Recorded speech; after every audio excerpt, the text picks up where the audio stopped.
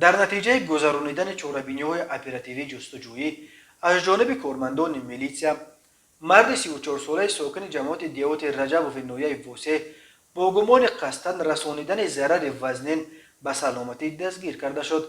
نامبرده دوم سپتامبر سال 2021 تخمین ساعت 18:00 دقیقه در جماعت دیوت رجب و نویه مذکور از سبب مناقشه به میان آمده با مرد 29 ساله ساکن همین جماعت جنگ و جنجال نموده او را مورد لطکوب قرار داده است. در نتیجه جبر دیده در جای حادثه به هلاکت رسیده است.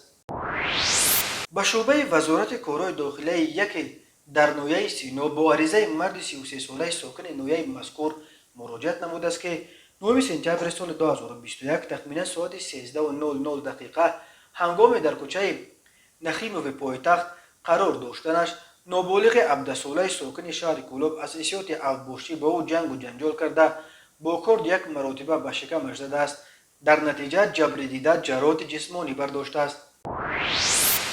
به شعبه وزارت کارهای داخلی نویه با عریضه جوان 24 ساله ساکن نویه مذکور مراجعت نموده است که 11 سپتامبر سال 2021 تخمین ساعت 21:30 دقیقه در خیابان رودکی شخص نامعلوم او را لطکوب نموده با راه زورآوری از دستش یک عدد تلفن موبیل تمغه خواوی را تصرف نموده از جای حادثه غیب شده است.